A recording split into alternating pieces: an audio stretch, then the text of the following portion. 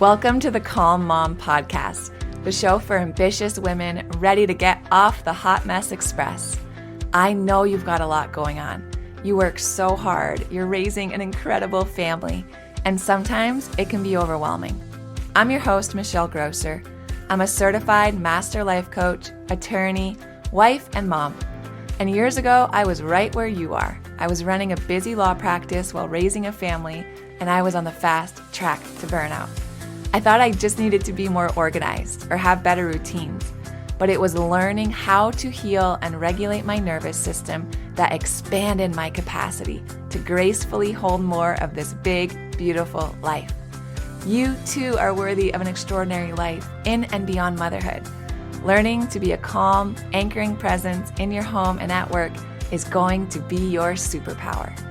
If you're here to do the inner work that brings a sense of calm amidst the chaos, I'm here to join you on that journey.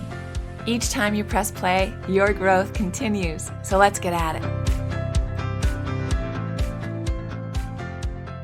Hey guys, it's Michelle here. You're listening to the Calm Mom Podcast. Thanks for being with us today. On the show today, I want to talk about some of the symptoms of nervous system dysregulation that I see are often overlooked. And I love talking about this because, well, one, awareness, right? We always say on this show that awareness comes first. Awareness precedes choice, right? We can't intervene in a world that we can't see. So if we think that these symptoms are overlooked, or if they are overlooked, right? The first thing is that we want to become aware of them so they're no longer overlooked. And then second, and the second reason I think this is so important is that we think a lot of this stuff is normal, right? We think that having these symptoms is normal because it's common, right? So many of our friends have it. We hear about it all the time. If you're in any like Facebook groups or whatever it is, like women are just kind of experiencing these things. But here's the thing, because it's common doesn't mean it's normal, right? And we think that having these symptoms, maybe it's just part of our personality, or maybe it's just like how we are because that's how our mom was and that's how our grandmother was. Or maybe we're just resigned to like this idea that this is just what it feels like to be, a working mom these days, to have a lot going on. Like I just have to be exhausted, or I have to feel like whatever it is, right? This is just how it is to raise kids and be sleep deprived and miserable. And I'm here to tell you, no, like don't buy that, you guys. Don't buy the garbage that you have to feel this way, because that's a lie. So we're going to go through symptoms today, 4 symptoms, not how you are, not how you have to feel, but these are actually really common overlooked symptoms of a dysregulated nervous system, things that I see all the time. Final thing before we kind of jump in, and just hear me on this. I don't want you to listen to this episode and be like, oh my gosh, I have all 4 of these and I'm a mess and my nervous system is so jacked up. That's not where we're going, right? That's not the point. Instead, as you're listening, I want this to bring you hope. And I say that because instead of being stuck, feeling anxious and dysregulated and just feeling gross and garbagey, if you experience these symptoms or any other signs of nervous system dysregulation that we talk about on the show, I want it to bring you hope, because as you learn how to regulate your nervous system, you guys, these things will heal. They will. They're going to dissipate. They'll fade away. And this is really good news, you guys, because there's a solution, right? There's a solution that won't cost you a dime. There's a solution that won't require you to take medication and can make you feel a whole lot better. You guys just need the information, right? Which is what you're getting today. And then you're going to need to take aligned action toward actually healing your nervous system. All right. Let's jump in. 4 overlooked symptoms of nervous system dysregulation. The first one is irritability and edginess. Irritability and edginess. Man, I don't really need to describe how this shows up, but if you are noticing that you're just kind of in a funk, you're just kind of waking up kind of irritable and annoyed before the day even starts, right? The littlest things just kind of annoy you. You're snapping, right? Your fuse is really short and you're snapping at usually the people who are closest to us, right? Our kids, our partners, maybe even our coworkers over things that are probably pretty minor when we can step back and take a look at it. But we just kind of feel like agitated and restless, even if we can't really pinpoint why, right? It's like, it's not any particular thing that's causing me to feel irritable and edgy. I just kind of do. It's like this low grade kind of frustration. Our tolerance is low. We're frequently just kind of like outbursting in anger. We're not patient. It doesn't feel good to feel this way. And here's what's going on in our nervous system when we are feeling irritable and edgy. These are often signs of an overactivated sympathetic nervous system. That's our fight or flight response.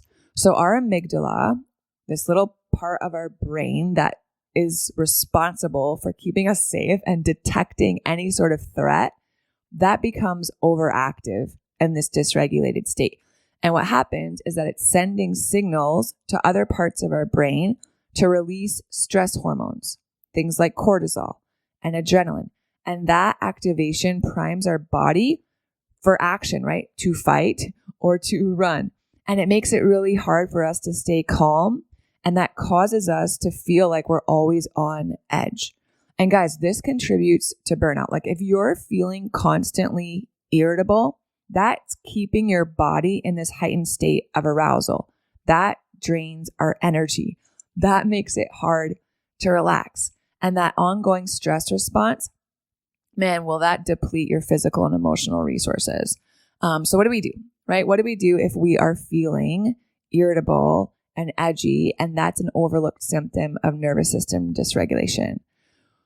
First of all, and I think this is the biggest thing, and this is probably one of the most overlooked things as we're talking about things that are overlooked, is the connection between how we manage our emotions and our irritability and edginess and frustration. So if this is like ringing true for you and you're like, yes, I know I'm not just a grouch, like something's going on, right? I'm feeling irritable. I'm feeling edgy. It's not me. It's not good for my kids. It's not good for my family. It's not fun. Take a look at your emotional hygiene. I've done so many episodes on this. This is so important.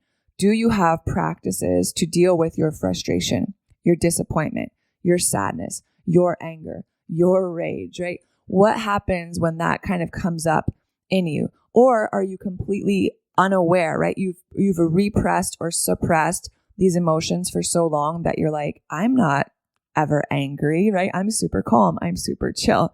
If that's what you're thinking, you probably have become an expert at repressing these emotions. That was me. So if you do not have practices to feel and release a lot of these emotions, that takes up a ton of space, emotional space in our energetic body that will shorten or narrow our window of tolerance. It decreases our capacity, you guys, and it makes us feel irritable. So take a look at that. Be honest with yourselves. Do you have tools to deal with emotions? And then the second thing I think we can do when it comes to irritability is, man, take a look at your lifestyle, like basic things we can do, right? Like let's go back to the basics. Are you getting enough sleep, right? Are you eating? Are you hydrating? What's your relationship like with caffeine, alcohol, other stimulants, right? What's your nutrition like? What's your daily just kind of pace like when you wake up? From the moment you wake up till you go to bed, like how much time are you spending in quiet, in stillness, playing, outdoors, right? Things that support nervous system balance.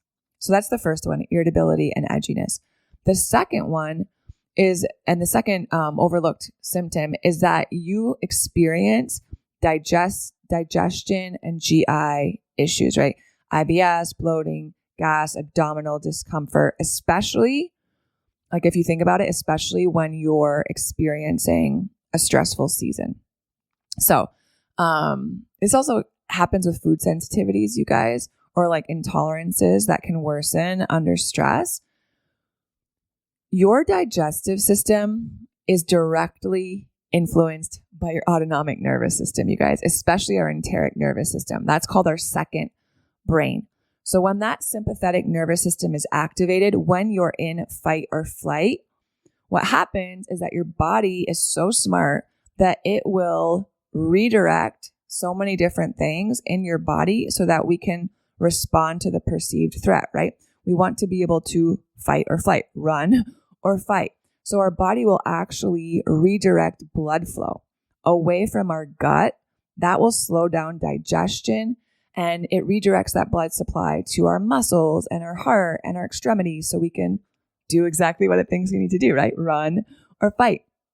So when our nervous system starts to heal, when we learn how to regulate our nervous system, when it shifts back into a parasympathetic state, what we call rest and digest, then our digestion will normalize and a lot of those GI issues will improve.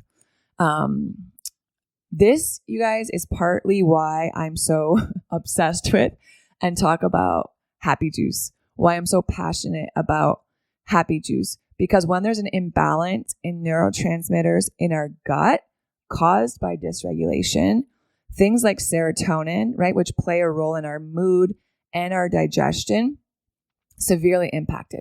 Guys, over 95% of our serotonin, that feel-good hormone, is produced in our gut. So when nervous system dysregulation is causing issues in our gut, we have to be really intentional about restoring that healthy gut microbiome, right? Increasing that production of serotonin. Why your mood, your energy, your motivation improves so drastically when you take care of your gut health, when you supplement with something like happy juice. I've been taking happy juice since January now. Y'all, it's been incredible to see how it has improved my gut health and how it didn't take long for me to see an improvement in my mood, in my energy, in my motivation, in my metabolism, my sleep, like all these different things that are tied to our gut health. So if you guys are interested, if you want to know more, if you want to hear more about my story, and if you want to save $10 on your first order of happy juice, there's a link in the show notes. You can get it all there. But when we have digestive issues, you guys, that leads to so many different things. Poor nutrient absorption. Our energy levels are reduced, right? We just feel like kind of sluggish. We're trudging along. Like, why does everything feel so hard? We're stuck. Causes discomfort, right? It's not comfortable to have digestive issues. It makes it harder to cope with stress. And again, that contributes to the cycle of burnout. So what do? I think one of the greatest things that we can do here, slow down. Slow down. Engage in mindful eating, right? Engage in practices that support digestion. Manage our stress, right? Whether it is incorporating daily stillness or meditation or stretching or outdoor walks, like super simple stuff, you guys, to help calm your nervous system will in turn improve your gut function. And then get intentional about supporting your gut health. Like, I can't overemphasize how important this is. Take a look at your diet, right? Do you need to supplement with probiotics or prebiotics or phytobiotics? Do you need to start a supplement like happy juice, right? Do you need to work with someone that can specialize in gut health and help you with this on your journey?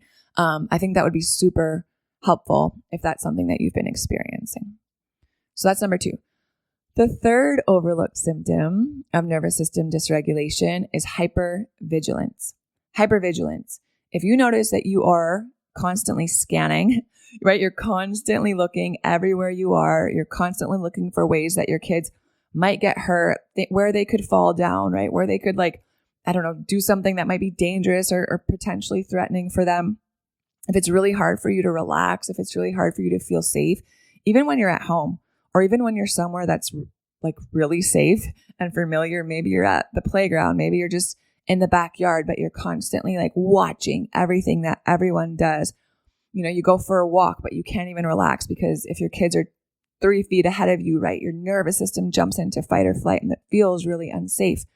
Maybe you also have like an exaggerated response to being startled, right? It's like some little noise or someone like comes into the room and it starts talking and you're like, and you're startled. Those kinds of things are symptomatic of hypervigilance, which is symptomatic of nervous system dysregulation. When we are feeling hypervigilant, that's a red flag that our nervous system is stuck in a state of heightened awareness, right? That stems from our nervous system's prolonged activation in response to some sort of perceived threat, something that we're probably not even consciously aware of. And that keeps our body stuck in the state of fight or flight.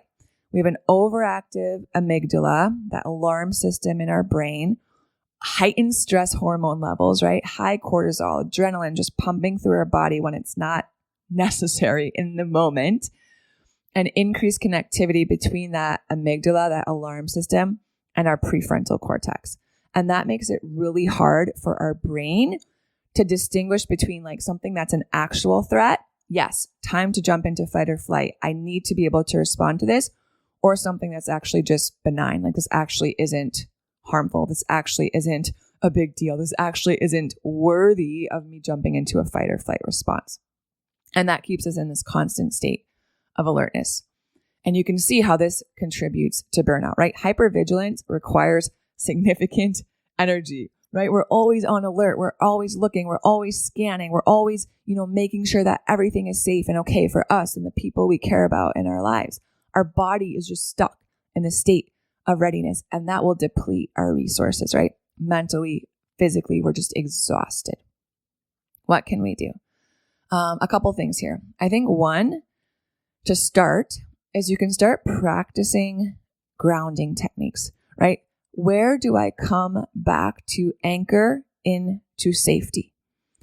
Using our breath, using our sensory experiences, right? Just like starting to orient to the world around us, connecting with our physical environment, anchoring ourselves in the present moment. Super simple, super subtle. You can do it anywhere. Just noticing, right? Run through your senses. What are 5 things that I can see right now? Okay, safe. What are 4 things that I can hear right now? Coming back into your body, right? Stopping the ruminating, stopping all of the worst case, like future casting things that could happen, and really grounding yourself. The other thing that's really helpful, if you notice that you tend to jump into this pattern of hypervigilance, is get support. Get support. A lot of times the state of hypervigilance arises because we've gone through life experiences that have felt incredibly unsafe for our nervous system. So this might be something that, was triggered 20 years ago, 30 years ago, and your nervous system still can't get to a place where it feels safe. So you're stuck scanning, hypervigilant, always looking out, right? Always trying to perceive what might happen next. So working with a therapist or a really good coach, hint, hint, I would love to work with you. Someone trained in trauma, someone trained in nervous system regulation to really help you heal and process those underlying causes of that hypervigilance. Game changer, you guys. So get support if you need it. That's number 3. The last one I want to talk about today, number 4, the 4th overlooked symptom of nervous system dysregulation is procrastination. Procrastination. If you would label yourself as a procrastinator, or you notice you tend to procrastinate, right? Maybe you avoid starting things. Maybe you avoid completing things, especially those things that can feel overwhelming, right? Maybe you find that you tend to distract yourself, whether it's social media or, TV, just to avoid doing the things that we know we need to do. And then what does that bring on, right? That brings on guilt. That brings on shame. We feel crappy about not being productive. That exacerbates stress. And then it's kind of like this cycle, which, that feels overwhelming, and then it further inhibits our action. How does this relate to our nervous system? When we find ourselves procrastinating, that's often, a label we just slap on a dysregulated nervous system's response to overwhelm. It's actually a form of the freeze response. Our body literally shuts down to avoid tasks that it feels like are stressful, or it perceives as stressful or threatening. It's our nervous system trying to regulate, right? And as we regulate, as we can be like, okay, body, this is actually not a stress to our, a perceived threat to our system, then our ability to take action will improve. So our prefrontal cortex, that part of our brain that is responsible for making decisions and all of our executive function, is actually less active when we're feeling overwhelmed. when our brain is like stressed out. Our dopamine reward system also plays a role in this, you guys. Things that seem stressful, overwhelming, unpleasant, like boring, a lot of work, whatever it is, those have lower dopamine responses, right? So that naturally leads us to want to avoid them. There's not that quick payoff, that quick hit. So what do you do if you're someone who finds yourself in a pattern of procrastinating, which is actually a nervous system freeze response? A couple things we can do. One, start with self-compassion. Start with self-compassion. We cannot bring regulation to our nervous system and shift out of that freeze response if we're being critical of ourselves, if we're being judgmental of ourselves, if we're stuck in this guilt, shame loop, because those places, right? Shame, guilt, criticism, self-judgment, those do not feel safe to our body. So that will actually keep us in a freeze response, not help us shift out of it and regulate where we can take action, right? So self-compassion will actually reduce the shame, reduce the guilt that's associated with procrastination, and that creates a more supportive internal environment for you to be productive. What else can you do? Break it down, y'all. Break it down. Our brain loves a plan. Our nervous system loves a plan. That feels safe. That feels helpful. So if you have something that feels really overwhelming that you notice you're avoiding because it feels too big, you don't have the bandwidth for it right now, it's sending your nervous system into a freeze response, break it down into smaller tasks, right? Break it down into manageable pieces. Just get started. And something that I really like to do when I find that I'm procrastinating is like harness the power of timed intervals, right? Techniques like the Pomodoro method. Like I'm just going to work for, I'm going to start this project, but I'm really just going to start with this small piece of it. I'm going to write one page, right? I'm going to put the laundry in the wash. I'm going to just wipe down the counters, right? Start with something really small or just a time interval. I'm just going to do this for 10 minutes today. That's it. Just 10 minutes. And I promise you, once you get started and get over that like hump of just starting, your nervous system will help to thaw out of that freeze response. You probably will start to see motivation and momentum increase as you get started, and you'll probably end up doing more than you initially told yourself you would do. You'll be able to maintain your focus, reduce that avoidance, reduce the overwhelm, and it'll all trickle down from there. All right. So those are the 4 overlooked symptoms of nervous system dysregulation: irritability and edginess, digestion, GI issues, hypervigilance, procrastination.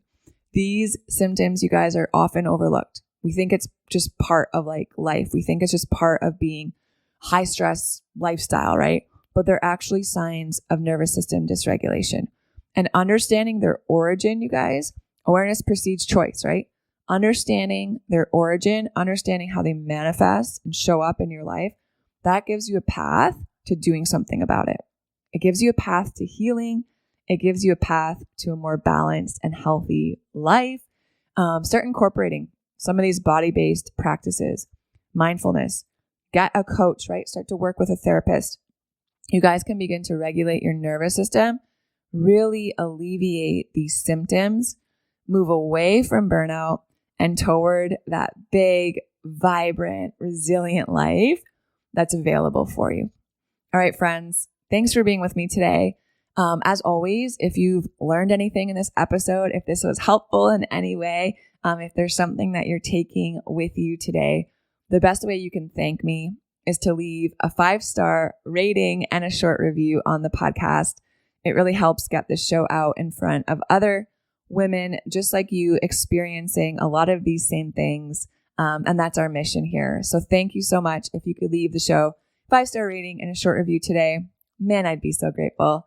I love you guys so much. I'll talk to you soon. If you love Mommy's Podcast, leave a review. If you enjoyed this episode, it would be so awesome if you could take a moment to subscribe and rate the podcast. And if you have just a few more seconds to leave a quick review, they really help to get this podcast out to other moms like you. I read every last review, and trust me, When it's late at night or early in the morning before my kids get up and I'm working on bringing you all of this content, your reviews are what keep me going. Leaving a review is truly the best way you can thank me. And of course, DM me on Instagram. I love to hear from you. Thanks for listening to another episode. Head over to the show notes for this episode and all past episodes at michellegrosser.com, where you'll find free resources and more ways to connect with me. If you love the show, share it with a friend. Thanks again for tuning in. We'll see you next time.